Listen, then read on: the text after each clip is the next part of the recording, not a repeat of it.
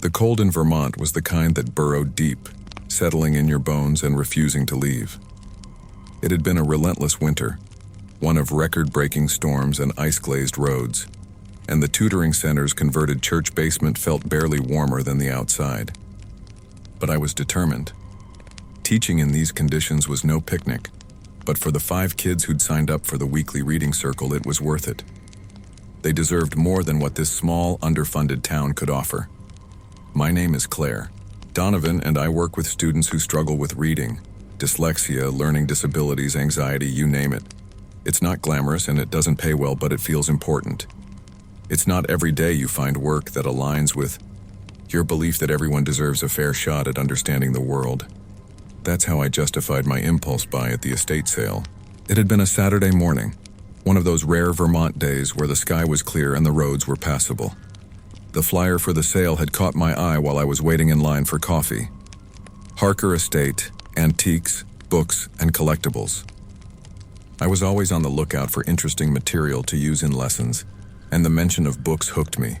The Harker Estate was something straight out of a Gothic novel. A dilapidated Victorian sat at the top of a winding driveway, its windows boarded up and its shingles warped from decades of neglect. A cluster of cars, mostly pickups, filled the gravel lot near the porch. The relatives, cousins I think, had opened the house to the public, selling off anything they could to cover debts and funeral costs. They greeted me with polite indifference and waved me toward the living room, where most of the books were piled in chaotic stacks.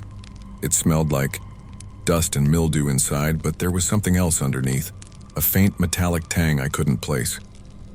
I chalked it up to old pipes or the sour tang of neglect, but I kept catching myself glancing over my shoulder as I browsed the shelves. The books were a mix of the mundane and the strange. Yellowed medical journals, a crumbling set of encyclopedias and outdated cookbooks. And then there was the Watcher's Delight. It was tucked beneath a stack of paperbacks, its leather cover cracked and soft from wear. The illustration on the front showed a whimsical scene. Woodland animals gathered around a tall figure in a robe, its face obscured by a hood. The title was embossed in gold, its letters curling like vines. It was charming in a way that felt almost magical, and I thought my students might appreciate the novelty. "How much for this one?" I asked, holding it up. "Take it," said the woman organizing the books. "Anything that's not gone by today is going in the trash." Later, I found myself lingering in the kitchen, listening to the relatives talk. One of them, a tall man, in a Red Sox cap, was explaining how the house had been locked up for years after Thomas Harker's death. "Margaret was the weird one," he said, shaking his head, "always talking about energies and symbols.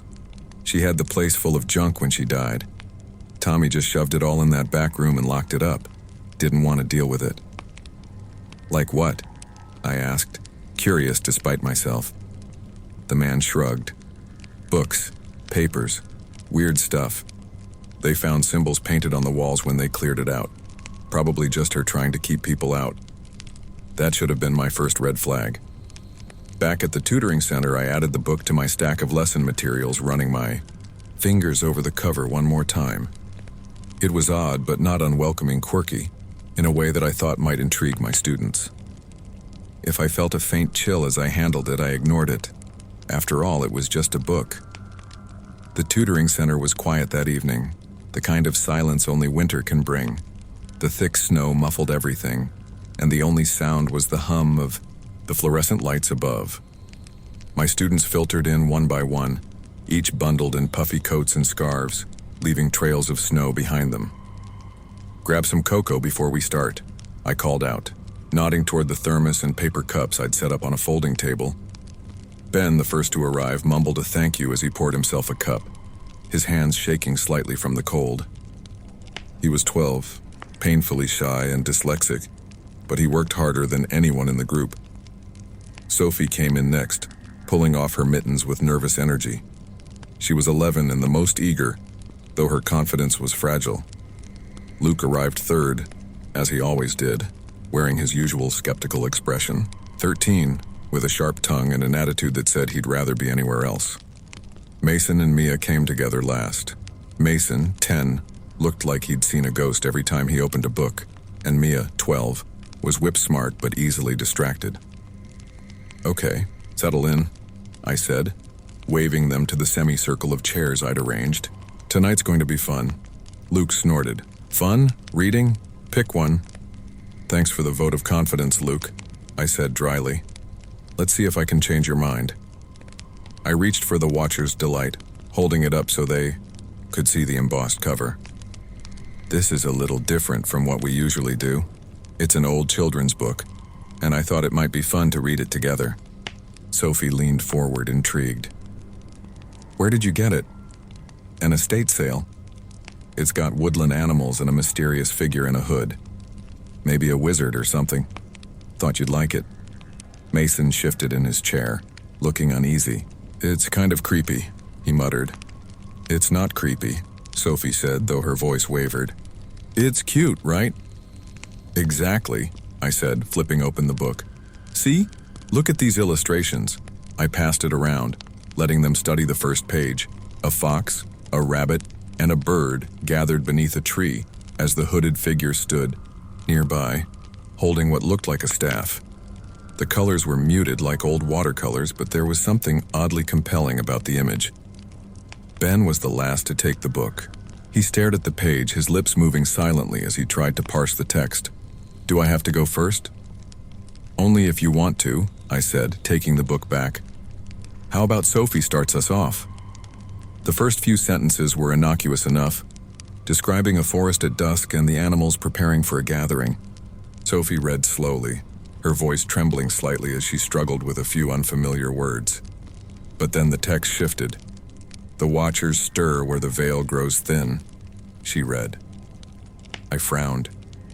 That didn't sound like something from a children's book. Sophie hesitated. "Is that right?" I leaned over her shoulder to look at the page. The words seemed perfectly ordinary to me. "The fox and the rabbit watched the moon rise." "You're doing great," I said. "Keep going." She continued, but her voice faltered again. The watchers are hungry?" The room seemed to grow colder. "What did you say?" I asked. "The watchers are hungry," Sophie repeated. "That's what it says." I looked at the page again, and this time I saw it. The words didn't match what I remembered. "Let me see," Luke said, snatching the book. "Careful," I warned, but I let him have it. He skimmed the page, his eyes narrowing. "It's just animals, talking. No watchers. You guys are imagining things." Mason looked unconvinced. "Then why does it feel weird in here?" "It doesn't feel weird," Luke shot back, though his face had gone pale. "It's just a story," I said, trying to regain control of the group. "Let's keep reading."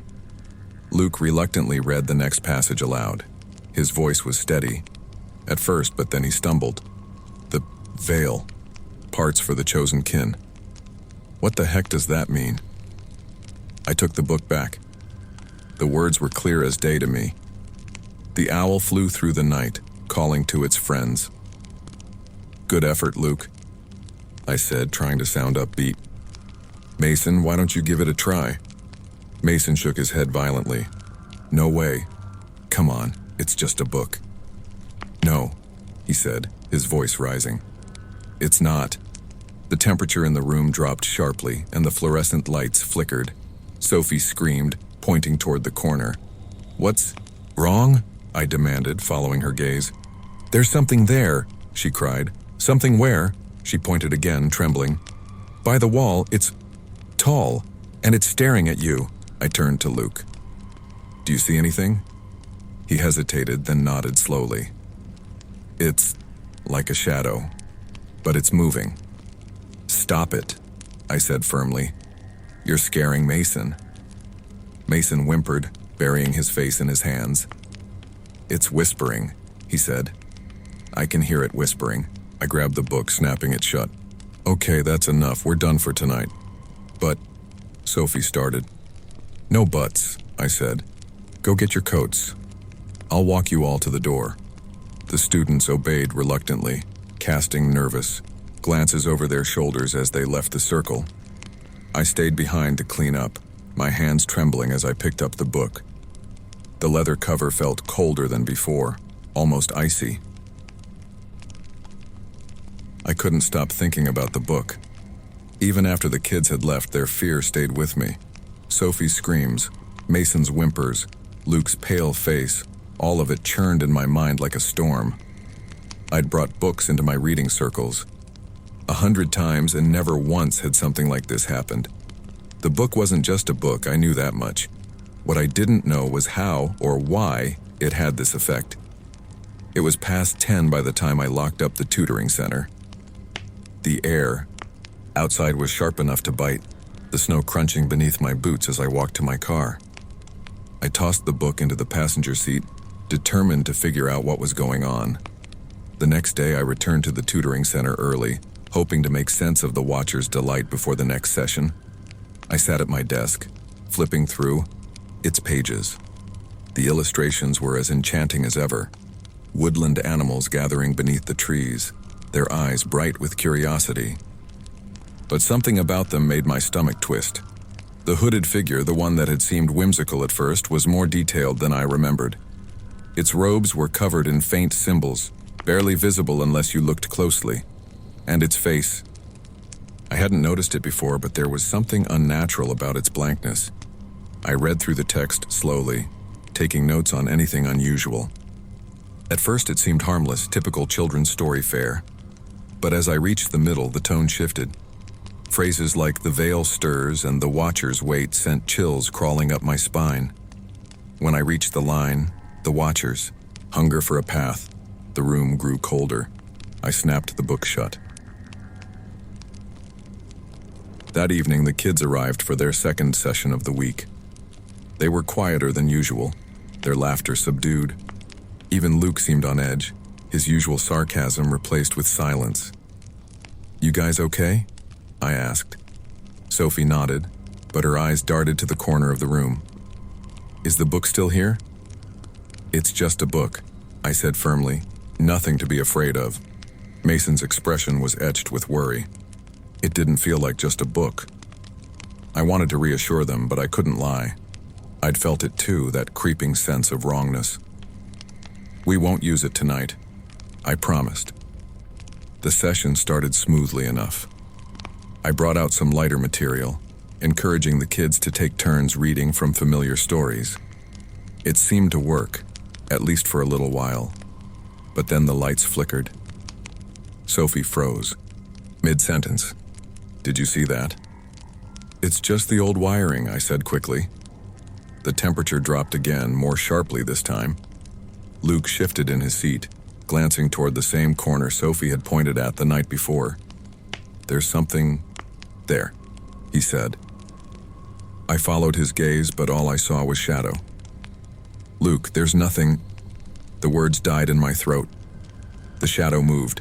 It was subtle, like the flicker of a flame, but it was enough. I stared, willing my eyes to see something. Anything. More. "Clearly, I told you," Sophie cried. Mason whimpered, clutching his knees. "It's whispering again," he said. "It's louder this time." The room felt wrong, stretched, warped in ways I couldn't quite articulate. The shadows seemed deeper, darker, like they were swallowing the weak fluorescent light. Luke stood abruptly, his chair screeching against the floor. "I'm not staying in here." "Luke, sit down," I said, trying to keep my voice steady. "Why? So we can wait for whatever that thing is to grab us?" "There's nothing here," I said, but even as I spoke, I didn't believe it. Sophie's eyes widened as she pointed toward the back of the room. "It's moving again," she said quietly. I turned just in time to see the shadow elongate, stretching unnaturally toward the center of the room. I grabbed the book, yanking it off my desk. "This is the problem," I said. "It's this stupid thing." "What are you doing?" Mia asked. "Getting rid of it." I threw the book into a trash can and pulled a lighter from my bag. I hesitated for only a second before flicking the flame to life and holding it to the book's corner. But it didn't burn. The flame licked at the cover, but the leather remained untouched, as cold and smooth as ever. "What the hell?" Luke rasped. I tried again, this time holding the flame closer. Nothing, not even a scorch mark. Desperation clawed at me. I ripped the book out of the trash can and tore at its pages, expecting them to shred easily. But the paper didn't give. Instead, it stretched as if made of something far tougher than paper. A low hum filled the room, growing louder with each attempt. "What's happening?" Sophie cried. "I don't know," I said, my voice cracking.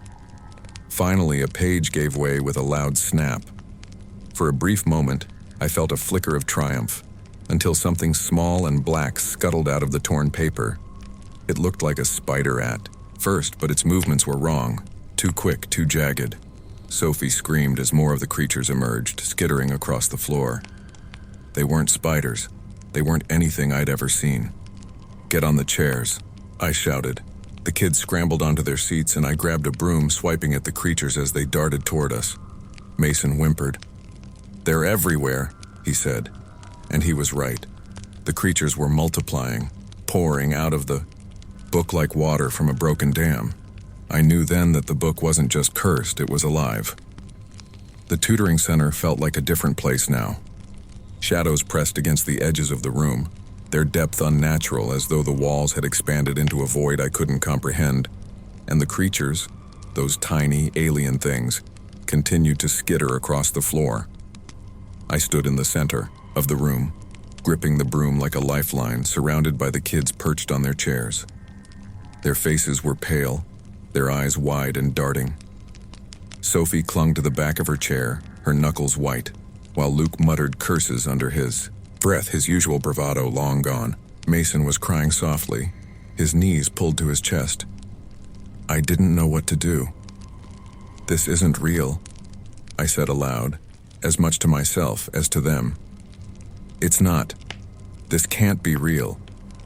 "It is real," Sophie snapped. "You see them now, don't you?"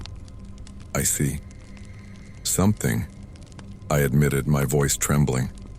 The book was still on the floor, lying open where I'd thrown it. Its pages fluttered as though caught in a breeze, though the air was still.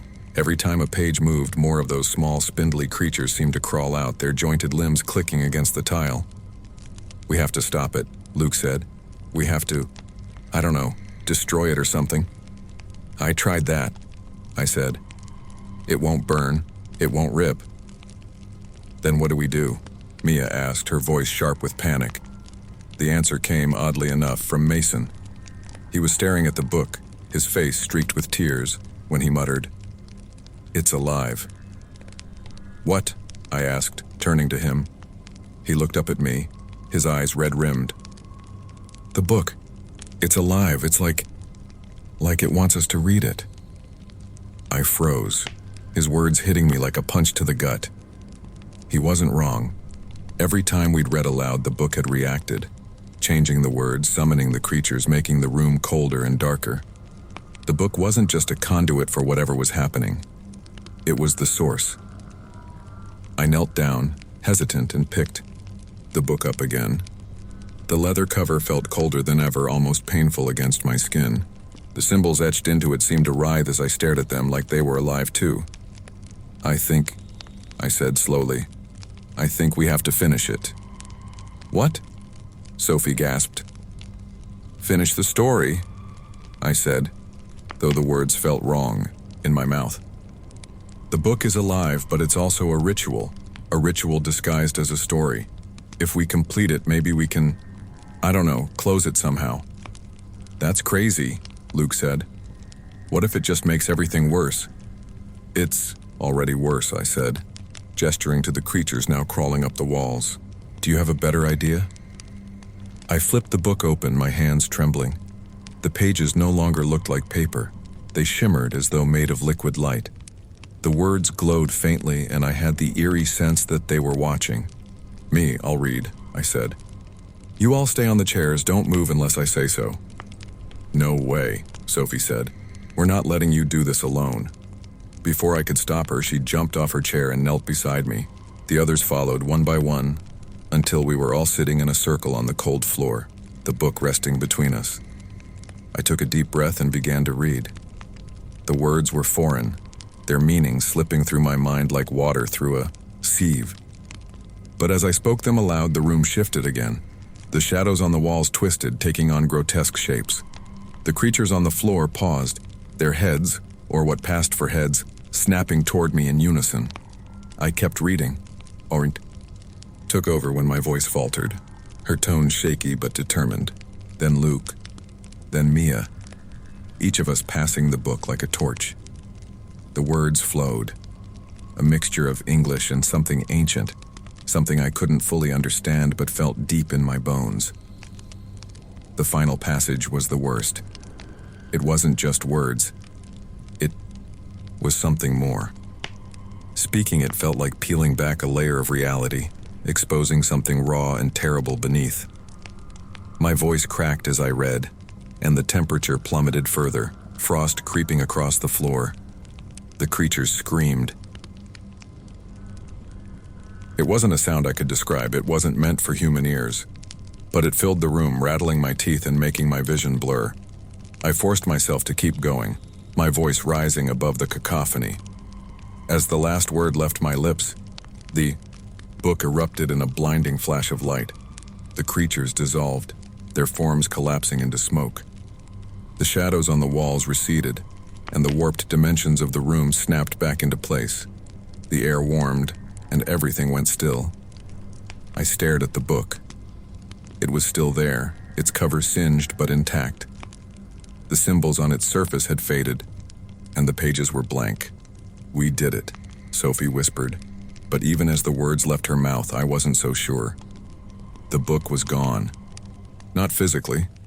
It still sat on my desk, its once ornate cover now singed and faded, the pages blank. But its power had vanished. Whatever dark force had been bound to it seemed to have dissipated during the ritual. And yet, the uneasy feeling lingered. I couldn't sleep that night. My dreams were fractured. Flashes of shadows stretching across walls, of words twisting on the page, of the creatures' screams echoing in the darkness. When I woke, the unease clung to me like a second skin. I needed answers. The next morning, I called the Harker relatives who had run the estate sale. It took a few tries, but eventually, a tired-sounding woman answered. "Yeah, I remember you," she said after I introduced myself. "You're the one who took that old children's book, right?" "Yes," I said. "I need to know more about it, about the Harkers, about Margaret, specifically." There was a pause. "Why?" I hesitated, unsure how much to reveal. "It caused some trouble during a tutoring session. I think it might have been valuable. Historically, I mean." The woman snorted. "Valuable? Lady, if you'd seen the rest of the junk in that house, you wouldn't be saying that.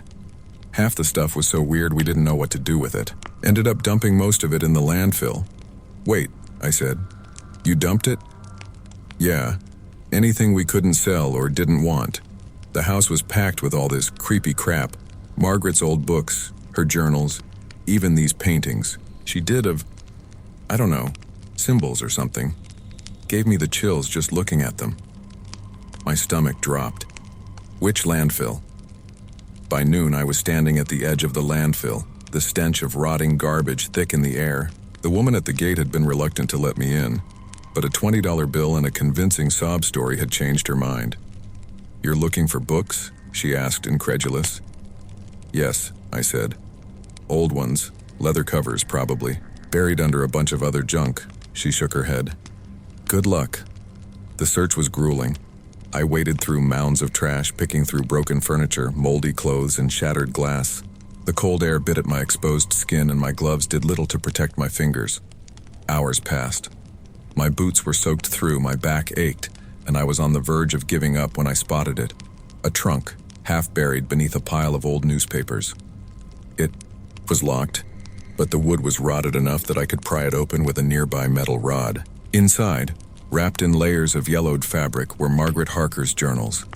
The journals were heavier than they looked, their leather covers cracked and warped from years of neglect.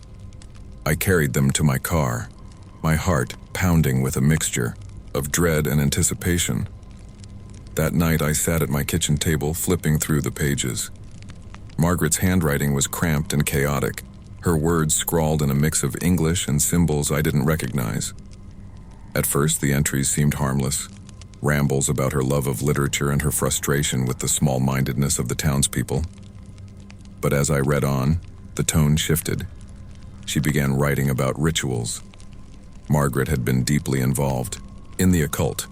She believed that books could be used as vessels for summoning and binding entities, their rituals disguised as harmless children's stories. She wrote about her experiments, about the symbols she painted in the house, about the watchers she hoped to control. The words on the pages seemed to crawl as I read them, and I had to stop more than once. I felt like I was being watched. One entry stood out. The watcher's delight succeeded beyond my expectations. The veil stirred. I glimpsed them just for a moment, their forms terrible and magnificent. But they are restless, hungry. They demand more than I can give. Margaret's final entries were frantic, detailing her growing fear of the watchers and her desperate attempts to lock her books away. She begged her husband to destroy them, but he refused. I can't undo what I've done. All I can do is hide it and pray no one ever opens them again. I closed the journal, my hands trembling. The book I'd brought into my tutoring center hadn't just been a fluke. It was part of a deliberate plan, a spell disguised as a story, and Margaret's warning echoed in my mind. They are restless, hungry. I couldn't bring myself to sleep that night. Every shadow in my apartment felt too dark, every creak of the floorboards too loud. I sat at my kitchen table, Margaret Harker's journals spread out before me, and forced myself to keep reading. The more I read, the more I understood. Margaret hadn't just dabbled in the occult, she'd immersed herself in it. Her experiments weren't accidents or idle curiosities. They were deliberate, calculated attempts to pierce the boundaries of reality. She believed the watchers existed in a liminal space, caught between worlds, and her books were designed to lure them closer. And she had succeeded. Her journals spoke of other books, each containing its own ritual, each designed to summon something different. The Watcher's delight was just one of many. The thought chilled me. If there were others like it, how many more unsuspecting people might stumble upon them? The next day, I returned to the tutoring center. It felt different now, quieter than usual. The kids had gone home safe that night, but I couldn't stop, thinking about what they had seen. How much had this experience scarred them? The book was still on my desk, its pages blank and lifeless. It looked harmless now, but I worried it was only dormant. I considered burning it again, but I remembered how it had resisted the flames before. Instead, I locked it in a filing cabinet and shoved the key into my pocket. That evening, as I prepared for bed, a strange sensation washed over me. It wasn't fear exactly, more like a low hum of awareness, a tingling at the back of my neck. I turned off the lights and crawled under the covers, but sleep didn't come. I lay there staring at the ceiling, listening to the rhythmic creaks of the old building as the wind howled outside. And then I heard it. A whisper. I sat up. The sound was faint, but it was there. At first, I thought it was coming from the hallway. I opened my door, expecting to see nothing, but the murmuring grew louder. It wasn't words. It was more like the sound of rustling paper, an unsteady rhythm that set my teeth on edge. I followed the sound to my desk. The journals were still there, untouched. But as I leaned closer, the whispering stopped. I stared at them for a long moment, my pulse racing. Then slowly I opened the top journal to the last page. There, scrawled in Margaret's cramped handwriting, was a single sentence I hadn't noticed before. They will never leave you. The days that followed were a blur. The murmurs came and went, sometimes faint, sometimes loud enough to wake me in the middle of the night. I began to see shadows flicker in the corners of my vision, shapes that vanished as soon as I turned to look. I told myself it was paranoia, the lingering effects of what had happened. But deep down, I knew the truth.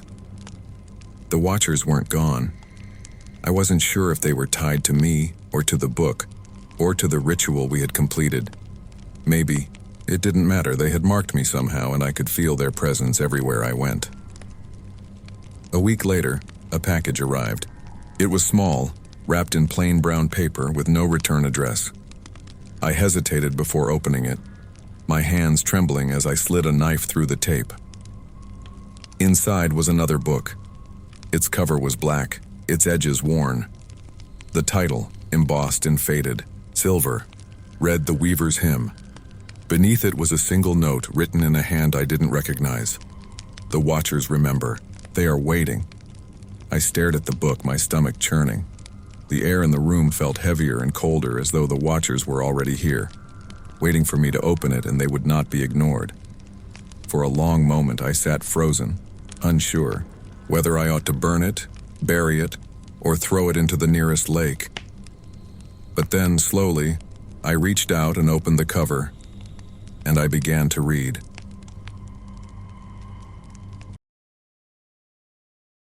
The last tape. You can always tell the first-timers by their hands, the ones who fidget, who pull at threads on their sleeves or drum the desk like they're waiting for a verdict they already know is bad. Me? I stopped noticing hands years ago.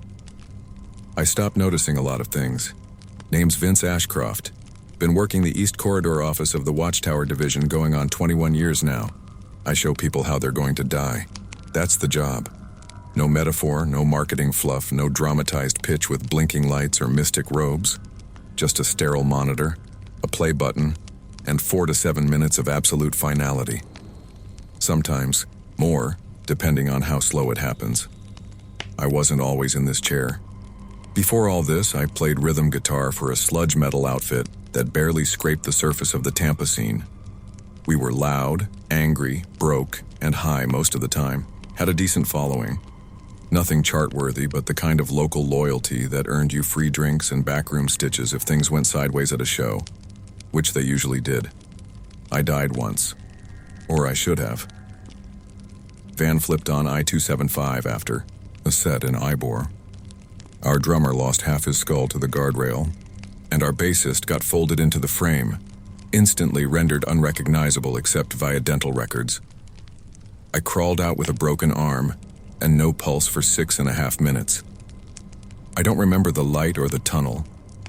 I remember cold asphalt, wet with gasoline. I remember screaming. But more than anything, I remember the smell, like hot copper and burning rubber. Then nothing. When I woke up, someone from the division was waiting. Said I had potential. That was their word. Not talent or skill, but potential. As if I were a seed buried in some rotting soil, just waiting for the right rain to sprout into something useful. I've been here ever since. The job doesn't start with death. It starts with silence.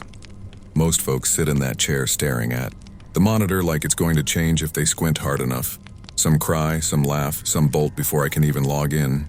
But the ones who stay, the ones who lean forward, who mutter, "Let's just get it over with," they carry something heavier than fear. Something like resignation, or maybe recognition, as if they already know what's coming, and they just need the footage to make it official. The company doesn't explain where the videos come from. That's above my pay grade. I don't film them, I don't edit them, and I don't vet them. I'm not supposed to. I've asked once or twice back when I still thought curiosity might earn me something other than migraines and reprimands. All I got was a cold look from the archivist and a copy of the employee handbook with the "Do Not Inquire" clause highlighted in red. The one thing I do know, the one thing they tell us right from the start, is this. The video is always, right? Doesn't matter how much it hurts, how absurd it looks, how unlikely the scenario. If it's on screen, it happens. Maybe not today, maybe not this year, but it comes, eventually. I've shown people everything from elevator accidents to septic shock. One guy got struck by frozen sewage falling from an airline at cruising altitude. A literal blue ice bomb from the sky. He laughed so hard he vomited. Came back a week later, still grinning, said thanks, said it let him live free. 2 months later, the headline made national news. I've had some rough ones. Children, newlyweds, people who ask for specific days, birthdays, holidays, anniversaries, hoping I'll say not then, as if I can make it easier. I can't. I'm just the messenger. the playback guy. The final act's usher with a tie that doesn't fit and a badge that says, consultant. Today started like most. Window open, cigarette burning, the scent of wet concrete and wilted grass wafting in from the park across the street. I don't get many visitors to my floor, so I stopped caring about policies like smoke-free buildings years ago. Hell, most people don't even know this wing exists. I checked the day's log on my terminal. 9:30 a.m., Mary Peters, F-31. 2:00 p.m., Eric Vance, M-38. Mary was flagged green. New intake likely to watch. No known mental disorders, no history of violence. Just another young woman with anxiety and too much curiosity for her own good. Probably heard about us from a friend of a friend. That's how most of them come. Urban legend referrals. Whispers at parties. Muffled questions in therapist offices. Have you heard of the place that shows you how you die? There's no official signage on the building. No receptionist. No floor directory. Just a nondescript door at the end of a long hallway. A security pad that buzzes when it wants to. And the faint smell of paper and ozone that never quite fades. If you find it, it's because you were meant to, or because someone nudged the system in your favor. I closed the schedule window and leaned back in my chair, watching as the morning walkers passed by in pairs and clusters. Dogs barked, coffee steamed, pigeons pecked at crusts on the sidewalk. If this job has taught me anything, it's that none of it means you're safe. I've seen 24-year-olds drop dead in their kitchen, and 90-year-olds go out giggling in their sleep. There's no pattern, no mercy, just footage. A flicker of movement caught in the reflection on my office window, someone stepping inside behind me. I didn't have to turn to know it was Mary Peters. Her shoes were too quiet. Her breath caught somewhere between hesitation and apology. "Hi, I heard you know about death?" she asked, voice tight around the edges. "Well, I know enough," I said, stubbing out my cigarette in the ashtray I kept in the top drawer. She looked like most of them do. Young, tired, already, grieving something she couldn't name. I motioned for her to sit, and she did so with the grace of someone trying not to run. That session came and went. She watched. They usually do, if they make it past the door. It's not my place to talk about the contents of the videos once they're seen. Let's just say hers wasn't quick and it wasn't painless. She didn't cry. Some part of me respects that. I signed the non-disclosure paperwork, gave her the customary advice. Spend time with loved ones, try not to dwell, and don't speak of this place again. Then saw her out. When she was gone, I pulled up the tourist appointment and made a note to myself. Eric Vance, yellow tag. High volatility potential, may require containment. I sighed and cracked my knuckles, muttering to no one. Let's hope New Jack hasn't locked him up yet. The hallway to New Jack's office always smelled like ozone and melted laminate. That burnt plastic tang that clings to your nostrils and makes your sinuses itch just enough to distract you from the flickering fluorescence overhead. It was the only corridor in the entire East Wing that never seemed to lose power, never accumulated dust, and never registered anything less than perfect temperature calibration on the building's climate grid. Some of us figured it was rigged that way, sterile, quiet, and controlled to the decimal. Others said the hallway bent a little around New Jack's door if you walked it long enough and paid attention. I never noticed the bend myself, but I stopped staring too hard a long time ago. New Jack's office was a near replica of mine, modular, desk, twin monitors, same gray ergonomic chair we were all issued in year 4 of the restructure, but his space always looked untouched. No coffee rings, no dented ashtray tucked into a drawer, no photos, posters, or mementos. Even his digital clock still blinked factory green, frozen at 12 or like it had never been set. I knocked once. A courtesy. I was already opening the door before he answered. He looked up from his screen with that flat, too wide stare he'd perfected over the years, eyes like wet glass marbles. He didn't blink for at least 4 seconds, and even then it seemed more like a mechanical twitch than a reflex. "Vince," he said. No smile, no inflection. "Jack," I returned, easing the door shut behind me. "You got one in holding again?" He nodded slowly, then gestured toward the closed secondary door on the far wall, the one that led to what we used to call the observation room. Now most just called it the box. Soundproofed, light-proofed, probably lead-lined. No one without clearance tier B or higher was supposed to even know it existed. I'd used one myself in the early years, but that was before HR rewrote the ethics clause. He's resistant, New Jack said. Refused the first offer. Got physical. Did you report it? He tilted his head just barely. A fraction of movement that suggested both affirmation and something more elusive. Hesitation, maybe. Or calculation. Not yet, he said. I was waiting for you. You ever think maybe these holdovers are happening too often lately? I asked, walking to his desk and leaning over the terminal. His screen still showed the default login interface. He hadn't even queued up the footage for playback. That makes 3 this month for you alone. I only follow protocol, he said. If the subject refuses the video, containment is authorized. Sure, but containment doesn't mean isolation and a full psych freeze without report. New Jack didn't flinch or defend himself. For the longest time, he just stared at me. Eventually, he spoke. I had a swimmer last week, he said. I straightened. A swimmer? Mid-30s. Ice fishing trip. Tape showed him falling through and drowning. Classic hypothermia spiral. Struggled. Sinks. Standard. Let me guess, I said. That's not what happened. 2 nights ago, he said, turning his monitor to show a news article with a coroner's photo blurred out. Self-immolation, downtown alley. Witnesses say he poured kerosene on himself. No indication of mental illness prior. Tape was reviewed 3 times before presentation. I scanned the article, noting the name. Devin Kaltz. I remembered the intake. Quiet guy. Hesitated. Watched the whole thing without comment. You think he was trying to beat the death on file? I asked. Change the outcome? New Jack shook his head. I think the outcome changed without him. I think the video was wrong. That's not supposed to happen, I said finally. I know, he said. I leaned down and looked closer at the monitor. It was still logged into the company's internal vault. He hadn't scrubbed his access logs. Rookie mistake, except Jack wasn't a rookie. He was the cleanest file in the building. Never late, never flagged, never questioned. Jack, I said, have you been pulling auxiliary files? He didn't answer, which was an answer in itself. Off-record branches, crossfade timelines, still silence, unauthorized previews. I needed to understand, he said quietly. I needed to see if it was happening to others. And was it? I asked. He nodded. How many?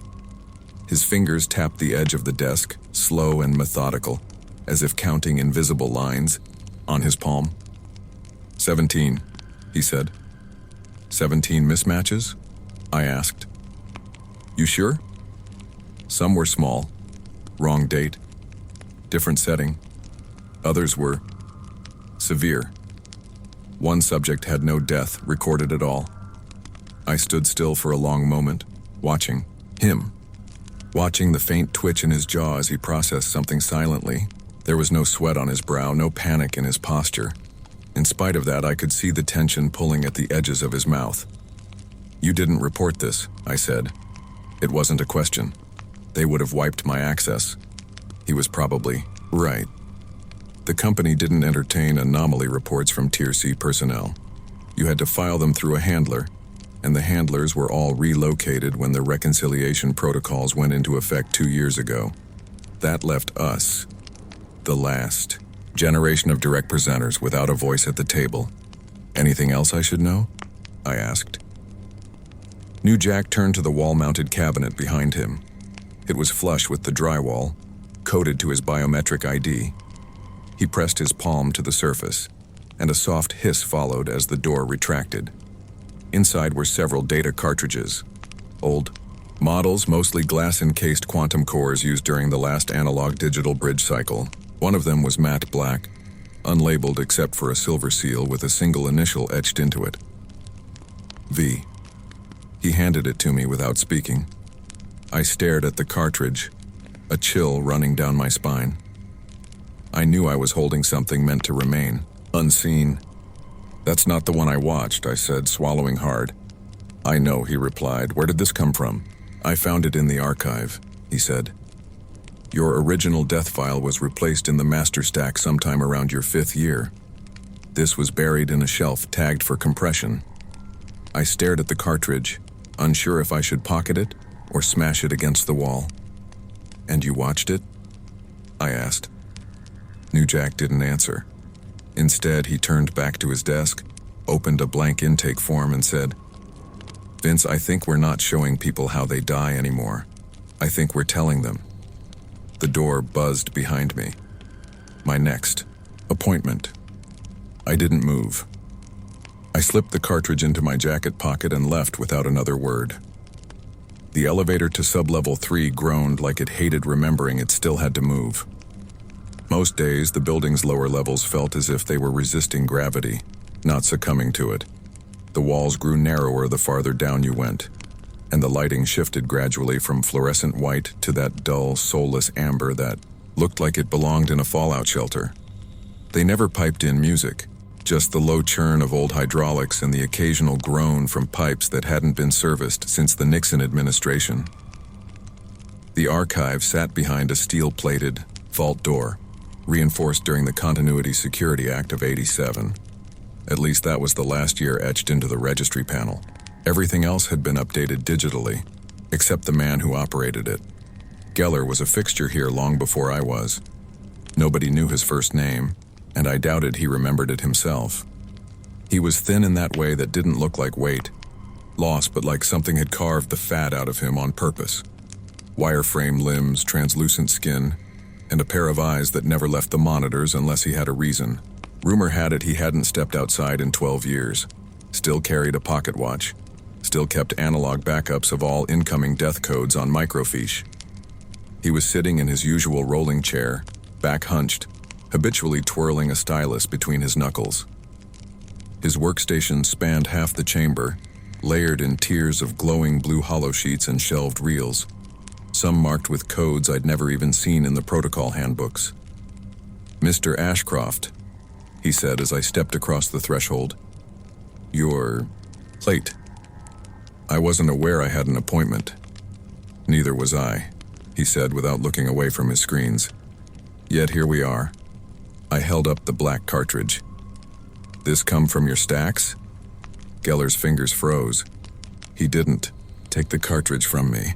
He just leaned forward and sniffed once as though scent alone might validate its origin. Matte finished synth glass. No branding. Internal seal broken. No metadata registration. Access tier. Unrecorded. "But yes, that's ours," he said. "Or it was. It's tagged for me." "I can see that," he replied.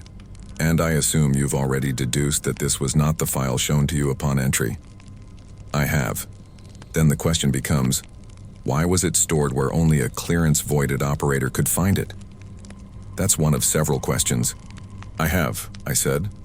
"You up for an exchange of favors?" Geller sighed, set the stylus down, and finally turned to face me. His eyes were the same color as static, washed out and slightly misaligned, like his pupils didn't fully agree on the shape of the world. He studied me for a long time. "You've heard the term redundant vectoring, I assume?"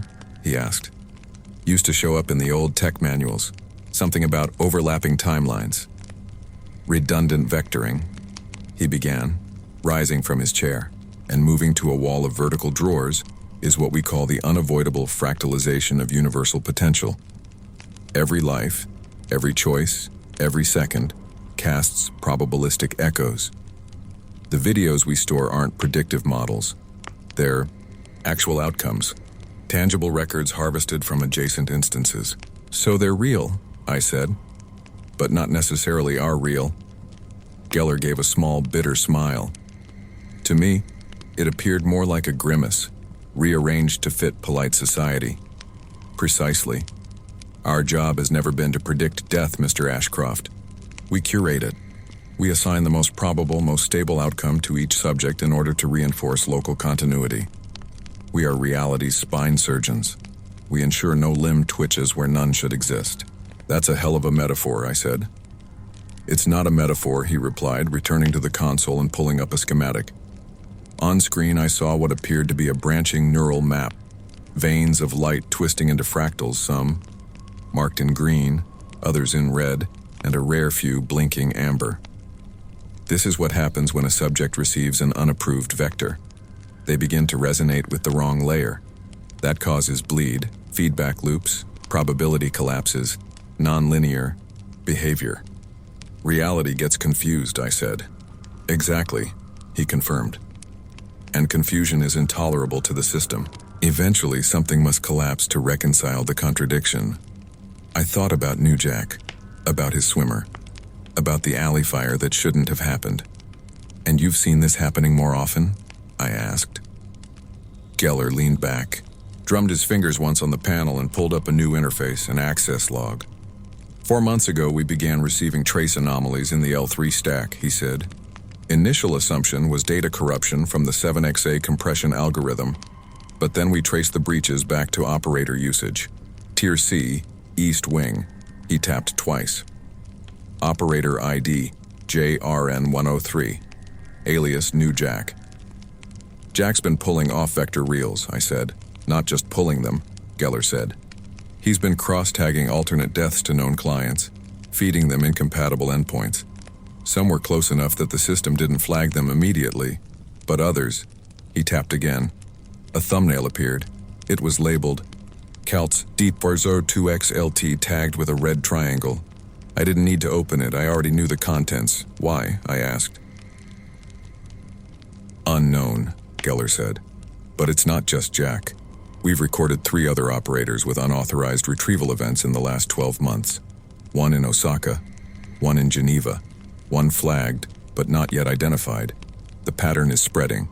And no one upstairs has done anything? We've submitted 3 escalation reports, no response. Either they're ignoring it, or they've been compromised. I leaned on the console, staring at the logs. I spotted one with a timestamp that didn't align with anything I'd seen on the public ledger. No name, just a numeric string followed by a designation I hadn't seen in years. C6V Ash Old PRM OBLQ. Pull that one, I said, pointing. Geller hesitated. That file requires executive override. I showed him the cartridge. This override enough? He studied me for a moment, and then nodded. A few key presses later, the console spat out a thin crystal shard. Smaller than the cartridge, more modern. Geller handed it over like a man passing a sealed confession. This is an early file, he said, marked for oblique transmission, which means it was never meant to be shown.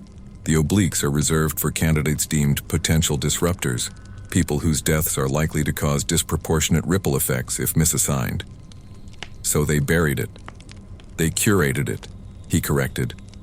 I pocketed the shard. Thanks, you, I said. Don't thank me, Geller replied. If you're opening that file, you're already off the grid. What happens when too many of us go off grid? I asked. Geller turned back to his screen, and for the first time since I'd known him, he looked afraid. Then the grid recalibrates, usually by deleting whatever it can't reconcile. I left him there, in his den of reels and wires, his monitors flickering. The lights didn't follow me on the way out. They just went dark behind me, one by one. Part V always knew the end was creeping when they started assigning me trainees again. They didn't call it that, of course. Management phrased it as institutional knowledge transfer, like I was passing down recipes for meatloaf instead of procedures for preparing people to watch their own deaths. Still, the pattern was the same. You get looped into onboarding, sit through a few shadow sessions, walk a fresh recruit through the rules, and then one day your keycard stops opening certain doors. Eventually, your login expires and someone else takes your seat. No retirement party, no final paycheck, just silence. The newest one came in on a Wednesday, mid-20s, maybe a bit younger, thin-framed with a sharp brow and eyes too thoughtful. For this building, the kind of eyes that noticed everything and wanted to dissect it. His name tag read Reese, printed in that same uncomfortably cheerful sans serif the company insisted on for all new hires. I met him at the edge of my floor, outside the presentation room. "You're Ashcroft?" he asked, offering a hand. His grip was tight but lacked confidence. "Yeah," I said, not returning the gesture. "You're early. They told me you'd be the one walking me through it." "I am. Don't expect a syllabus." He smiled thinly and followed me inside. The presentation room hadn't changed since the first day I saw it. Low ceilings, neutral gray walls that looked soft under artificial lighting, a viewing monitor mounted just above a bare desk. The air always smelled like laminate and printer toner, no matter how often they changed the filters. Some people said the rooms were identical in every building across the world. That wouldn't surprise me. Uniformity was our closest thing to godhood around here. Reese watched silently as I pulled up the client file. A woman in her late 50s, moderate health, flagged as a probable compliant. She was already waiting in the reception wing, no doubt fidgeting under the flickering wall clock, trying to decide if turning around would cost her more than staying. "First rule," I said, "you don't lead with the word death. You ease into it. Talk about final events, recorded outcome, whatever makes it sound less personal." He nodded, once but said nothing. His fingers twitched as if they wanted to take notes, but he hadn't brought a pad. When the woman entered, I saw the usual hesitation, eyes darting, shoulders drawn tight. She sat down slowly, clutching her purse as if it contained some last shred of protection. I moved through the protocol the way I always did: confirm identity, explain the procedure, obtain verbal consent, then turn the monitor toward them. She didn't speak during the playback. Most don't. Her death was quiet. A collapsed lung while gardening. Peaceful, if inconvenient. She nodded twice during the video, as if something about it confirmed what she already feared. When it ended, she signed the release and left without another word. I turned to Reese, who hadn't moved a muscle. "Well?" I asked. "That didn't bother you?" I shrugged. "You want it to bother you at first. It means your humanity hasn't packed its bags just yet.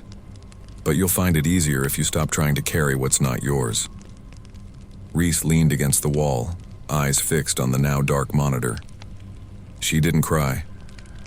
Doesn't mean she didn't feel it. People process differently. Some scream, some laugh, some collapse." She nodded. "Probably relief." "But she can't change it," he said. "Knowing doesn't help." "It's not about changing it," I said. "It's about seeing it, accepting it. That's the function." He frowned. "The function for whom, them or us?" I didn't answer. Not out of defiance, but because the moment you started asking that question, who benefits, you were already ankle-deep in mud no training manual could explain. "You ever see one where the death didn't match reality?" he asked. "Like, they saw it and then it didn't happen?" His tone was cautious, but not ignorant. He was probing. I didn't care for that. Not because the question was dangerous, but because it was familiar. I'd asked the same thing once, not out loud, not in a room like this, but in my own head, in the quiet hours, after too many cigarettes and too few answers. "You'll learn to stop asking that," I said, "or you'll stop working here. One or the other." He looked at me, a flicker of disappointment crossing his expression. "What if someone just refuses to watch?" he asked. "They get one chance. If they walk, we write it up, file it under insubordinate decline. Then someone else finishes the job." "Who?" he asked. I gave him a long look. "Don't ask about doors you're not ready to open." Reese turned away and looked toward the ledger display on my desk, where the day's scheduled clients were listed by time and partial name. His face shifted. "Something wrong?" I asked. He didn't answer at first. His brow furrowed and he leaned closer to the screen. His lips parted, then closed again. He squinted, and a moment later I saw his hand reach toward the edge of the monitor like he thought touching it would erase what he saw. "You all right?" I asked again. He took a deep breath. "That's my mother," he said. His voice cracked on the last word. I glanced at the screen. The 4:45 p.m. slot. M. Reese. He stepped back as if the name itself had burned him. His arms folded across his chest, then dropped again. He didn't sit. He didn't move toward the door. He just stood there in that stiff, uncertain way I'd seen in new clients who hadn't quite made the decision to stay. Maybe it's a coincidence, I said, though I knew better. He looked at me then, and I could see something breaking behind his eyes. The beginning of disillusionment, or perhaps the start of belief. You knew, he said quietly. Didn't you? No, I answered. But I know now. Can I recuse myself? Doesn't work that way. He didn't argue. He didn't raise his voice or question the system. He just nodded once and left the room without another word. I didn't stop him. Some truths don't need to be taught. They just need to be lived. Reese wasn't at his desk when I came in the next morning, but the ledger already showed the 4:45 intake confirmed. Emma Reese. Status, verified. Arrival, logged. Consent, pending. The name hadn't changed overnight. I'd checked it twice, there was no mistake. I told myself I wasn't responsible for whatever came next, that this was the system's choice, not mine. But systems are only neutral on the surface. Underneath, they're made of hands and minds and rules drawn by people who stopped believing in consequences a long time ago. At 4:42, she arrived. She was smaller than I expected, wore a sweater with frayed cuffs, and carried a bag that looked too heavy for her frame. Her hair was pinned neatly, and her glasses slid down the bridge of her nose every time she tilted her head. When she smiled, softly, politely, it was the sort of expression that came from a lifetime of apologizing for taking up space. She greeted me by name, which meant someone had told her who I was, probably Reese. Whether that happened yesterday or 10 years ago, I didn't ask. "Is this the place where they show you things you shouldn't know?" she asked, her voice calm, almost gentle. I gestured to the chair across from the monitor. Depends on who's asking. She smiled again and sat down slowly. I'm not afraid of knowing, just afraid of what comes after. I didn't tell her that the knowing was what came after. The formalities went quickly. She signed the release, form without reading it, nodded through the disclaimers, and folded her hands in her lap while I loaded the file. Reese entered the room without a word. He stood behind the partition glass, arms crossed, eyes dark with worry. I gave him a brief glance, but he didn't acknowledge it. His attention was locked on her, his mother, seated and silent as the bow. Loading bar reached completion. The video began. The image quality was unusually soft. Not pixelated or degraded, just gentle, like it had been shot on film instead of digital capture. The scene showed her in a greenhouse, warm light filtering through fogged glass, dust motes dancing in the air. She was trimming ivy from a wire lattice, humming a tune I didn't recognize. Then came the collapse. It wasn't violent or sudden. She simply sagged against the bench behind her, clippers falling from her hand. Her expression remained neutral, content even. She showed no signs of distress, never clutched at her chest. There was no blood or noise. I let the video run its course. Reese didn't move. His mother blinked at the dark screen, then turned to me and said, "That's not so bad." I nodded. She signed the final line on the consent tablet and thanked me. When she left, she passed Reese in the hallway. They didn't speak. After the door shut behind her, I turned to Reese, who had already stepped into the room. "That wasn't real," he said. "She signed off," I replied. "She hates plants," he said, his voice clipped. "She doesn't keep any, not even plastic ones. She's allergic to most flowering species. She wouldn't be in a greenhouse." "Maybe it's aspirational," I said, but even I didn't believe it. Reese stared at the monitor, where the static had faded into the default company seal. "I've been watching these with you all week," he said. "Every one of them resembles a surveillance feed. There's always dirt, grain, movement in the margins. This one felt composed." I didn't reply. "It felt as if someone designed it," he continued. "Like it was a memorial, not a record." Leaned against the wall and rubbed at the knot forming behind my right temple. "You're not wrong," I admitted. He looked at me. How long? He asked. Long enough, I said. And I'm not the only one who's noticed. I didn't tell him about the logs, about the cross-tagged files, the compression anomalies, or the cartridge burning a hole in my desk drawer. I didn't mention Geller's theory about vector, collapse, or the implications of curated outcomes. I just told him enough. Some of the videos aren't matching, I said, and not just by a little. We're seeing changed locations, altered conditions even. Outcomes that never materialize. Deaths that get replaced. By who? He asked. No one knows. But someone's editing the reel. He stepped away from the monitor and paced once, arms folded, jaw flexing. What if she's not supposed to die, he asked. What if what we just saw was a decoy? It still could happen, I said. We can't know which version is true anymore. But you showed it to her, that means it's binding, right? I hesitated. That used to be the rule. Then what's changed? I didn't answer. Reese stopped pacing and turned to face me. You need to pull her file, the raw one. I want to see what it was before this. I can't do that, I said. Only an archivist or a Tier B handler can authorize that kind of pull. Then lie, he said. Or better yet, don't. Just show me the truth. There was a quiet urgency in his voice that I hadn't heard before, tension beneath the syllables. I'll look into it, I said. That's not good enough. It's all I can give you right now. He shook his head, stepped out of the room, and left me alone with the cooling hum of the idle machine. After a while, I queued up the footage again. I let it run through from start to finish. This time, I watched closely. The shadows on the greenhouse floor didn't match the angle of the sunlight. The ivy lattice didn't shed leaves when she clipped it. And for a single frame, just before her breath left her, I saw the corners of the screen jitter. Not a glitch exactly, but more like a seam pulling tight.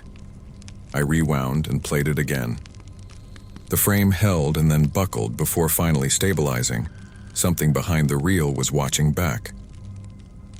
There's a specific kind of silence that comes after midnight in the watchtower building. It's not the absence of noise so much as the soft awareness that everything mechanical has fallen still. No elevator chimes or vents humming. In the early morning hours, even the motion-triggered hallway lights seem to hesitate before flickering on. I let myself back into my office using the analog override card, a relic from before the digital lockdown protocols. Most of the staff thought those had been decommissioned after the 2021 breach, but I knew better. Gellar had given me the last working copy, sliding it under my door in an unmarked envelope a year ago with no note or instructions. The terminal I used was my backup, a modified unit disconnected from the intranet, never synced, never updated. It still ran the old stack reader, complete with the code interpreter for pre-flagged shards like the one I now held between my fingers. The casing was lighter than I expected, though it pulsed with a cold current that made my palm ache. I slid the shard into the port and sat back. The screen flared to life. No loading sequence, no authentication request, just an image. An image of me. Not the me from 20 years ago, the road-bleary burnout with roach burns on his hoodie and an arm still wrapped in gauze from the wreck. This was current me, slightly stooped, thicker, in the middle, with flecks of silver running through my beard. The timestamp on the corner matched a future date, 3 months from now exactly to the hour. In the video, I walked through the front doors of the watchtower building. That was it. There was no van, no fire, no screams echoing through twisted steel. Just me walking across the parking lot at dusk, a guitar case in my right hand, my badge dropped in the stairwell behind me. No one followed or stopped me. In the footage, I crossed the lot, reached the tree line and paused momentarily, then vanished into the woods. The feed stopped, and I sat there, staring at the frozen frame, waiting for something more. A jump cut or a rewind. A signature flicker that told me the reel was unfinished. I saw nothing of the sort. I rewound it and watched again, and got the same result. I tried a third time. No change. This wasn't a death reel, it was a disappearance. And that made no sense. I'd seen my original tape when I was recruited. I remembered it, every second of it. The van's twisted roll across the median, the spark from the ruptured tank, the burst of fire climbing the windshield. I'd screamed so hard my ribs cracked. I remembered the shape of the flames licking the ceiling. I remembered clawing at the door and finding only heat. I remembered dying. But now, I minimized the playback window and pulled up the shard metadata. Oblique transmission vector. Tier Zeta. Subject status. Nullified. I hadn't seen that status before. Not even during the random audits Geller let me sit in on. Nullified meant no fixed death. No assigned endpoint. It wasn't a blank, it was absence. The system had no consensus about how I died because I wasn't supposed to. I felt the edges of something open inside me, a kind of raw psychic exposure, peeling away the excuses I'd used to justify every decision I'd made since joining. I took the elevator down to sub-level 3. This time the lights stayed on. Geller was waiting for me. He didn't ask why I was there. "You watched it?" he said. I did. "And?" "It doesn't end." He nodded, unsurprised. "Obliques rarely do." I leaned against the cold edge of his server bank. "You knew." "I suspected," he said. "Your recruitment file was always irregular. You showed me a death, Geller, one that burned its way into me, one I took a job to avoid." He said nothing. "I've built my entire identity around surviving that moment," I continued. "And now you're telling me it never happened?" Geller tapped a command into his interface. A different screen illuminated on the wall behind, him displaying a recruitment chart, a flowchart of names, timelines, and vector types. "You were given a projected death, not a real one," he said. "Some candidates are shown staged endpoints to facilitate their entry into the system. Why me?" "Because you had the capacity to believe it." I stepped back, the air feeling thinner now. "You lied to me," I said. "You let me serve this place for 21 years under false pretenses." "We didn't let you," he said. "We needed you." "For what?" "To be here when things started to unravel." He pulled up another window.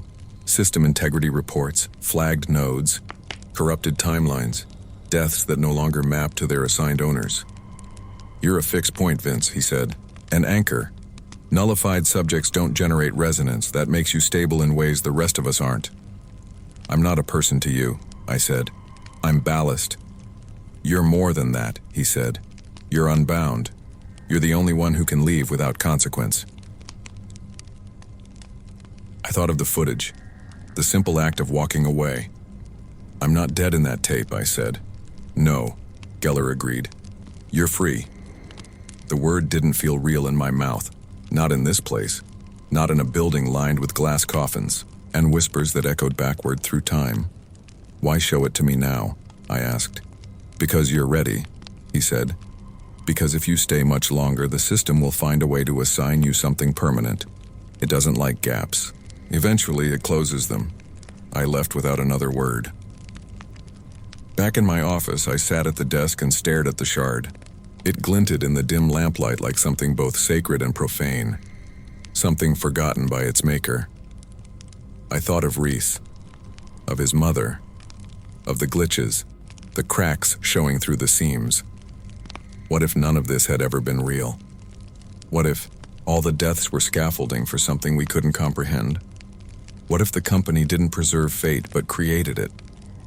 And what if all I had to do was walk? I reached under my desk and pulled out the old guitar case. It still bore the sticker from my last show. The hinges creaked from disuse. I didn't play anymore. Not since the recruitment, but I'd kept the case as a reminder. Before, I'd considered it a relic. Now, it felt like a door. The screen on my monitor dimmed, and my login session expired. The clock ticked 1 minute past midnight. I stood, frozen. No alarm sounded. No red lights pulsed. No intercom barked warnings through the ceiling.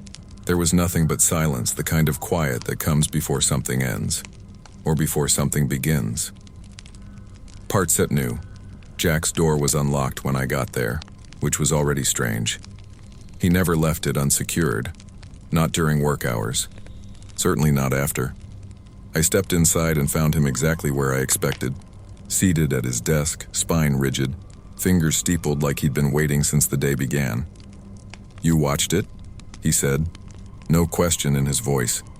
Just certainty. "I did," I replied. He nodded once and gestured to the chair across from him. "Sit then. Let's not waste time pretending we're strangers." I lowered myself into the chair without looking away from him. The fluorescent lights in his office hummed too loudly, as if trying to drown out what we both already knew was coming. "I want the truth," I said. "You've already seen it," he answered. "Then say it out loud. Tell me what you've been doing." New Jack leaned back, folding his hands across his chest. His eyes, pale and overlit, reflected nothing but the screen's ambient glow. "I've been showing people the wrong deaths," he said. There it was. "Why?" "Because the right ones stopped feeling right," he said. "Because after a decade of watching strangers break open from seeing their ends, I started wondering if the machine had earned the right to dictate it." "That's not your call," I said, though the words felt hollow even as I spoke them. He smiled in that weary, exhausted way someone smiles when the weight has already crushed them and they've grown accustomed to their suffering. "No," he agreed, "but it wasn't theirs either. The system doesn't ask, it just plays." I let that settle for a moment. "You altered 17 files," I said. "Confirmed." "More than that," he replied. "Those were just the ones they caught. I've been feeding alt vectors into the presentation stack for years. Not random ones, not fantasies, just options, possibilities they weren't being allowed to consider. You're not the only one doing it. I know. Geller said there were anomalies in Geneva, Osaka, others. There are more. Too many to contain now." I looked at the files stacked on his desk. Slim cartridges, glass data rings, a few older reels sealed in thermal wrap. Every one of them marked with the same insignia, an open circle punctured by a single black line down the center. "You call them hope tapes?" I asked. "I never gave them a name," he said. "But that's what they are. They're not lies or fantasies, they're just alternates, echoes the system doesn't want acknowledged. And you think showing them matters?" "I think choice matters," he said. "Even if the choice is just to see a different version of the end." I rubbed my eyes in an effort to relieve the ache building behind them. "The system is cracking," I said. Geller showed me the instability reports. There are tears forming at the branch junctions. Deaths are overlapping. People are starting to remember outcomes they never experienced. New Jack nodded slowly. "I know. The machine is trying to course correct, but it was never built to process ambiguity." "Then why keep pushing?" "Because entropy is better than tyranny." I stared at him. The quiet man I'd worked beside for over a decade, the efficient, obedient operator, always early, always precise, now staring back at me with the calm of someone who had nothing left to lose. "You could have come to me," I said. "You wouldn't have listened," he replied. "He wasn't wrong. You want me to join you?" I asked. "No," he said. "I want you to leave before the system reassigns you, before it decides you're too anomalous to tolerate." "That's already happening." He stood and moved to the window, pulling the blind to one side just enough to see the parking lot below. The sky outside was flat and gray, clouds stretched over the horizon. "You're not meant to die here," he said. "Not in this building. At least not by any vector we've seen." "I've seen my death," I said. "You saw what they gave you, and now I've seen something else." He turned to face me again. "That makes you dangerous." "To who?" "To everything." I thought of Reese and of his mother, of the seamless, serene death that hadn't felt like any other I'd ever shown. I thought of the glitch in the footage, the way the image faltered just long enough to reveal the stitch holding it all together. I thought of the van, the fire, the memory that wasn't a memory, a nightmare gifted to me like a collar. And I thought of the new tape, the one with no death at all. "What happens if I walk?" I asked. "No alarms, no sirens, no chase. This just ends. And what's waiting on the other side?" He shook his head. "That's not the part we're allowed to see." "I can't fix this," I said, standing up. "No one can," he replied. "But you can leave, that's something." I reached for my guitar case. The latches clicked open with the same sound they always had, the hinges flexing like bones, long out of use. I didn't need the instrument inside. It wasn't about music anymore. It was about memory, about who I'd been before this place transformed me. I snapped it shut and slung it over my shoulder. New Jack watched me, saying nothing. At the door, I paused. "What happens to you?" I asked. He smiled faintly. "I keep showing tapes until they stop sending people, or until the machine eats itself." I opened the door. The hallway was empty. The usual sounds of footfalls and buzzers were conspicuously absent. Overhead, I saw nothing but rows of dim panels, and in the distance heard nothing but the unnatural, sterile hum of a life manufactured. I didn't log out of the system. I never offered a formal resignation. I simply left my badge on the security pedestal and took my leave. Outside, the sky hadn't changed, but it felt different. I breathed deeply, taking in the open air. The lot was still half empty. The trees past the access road swayed in a wind I hadn't noticed before. I walked past the fence, beyond the perimeter beacon, past the line they told us we could never cross once we were embedded. There was no resistance, no weight pressing down on my chest, no buzz of denial from the sensors overhead, just the sound of my boots on the gravel and the trees waiting. I didn't look back. I don't know what waits beyond this. Maybe nothing, or maybe everything. But I know this: the tape doesn't end with me dying. It ends with me walking. And for the first time in 2 decades, that feels like living.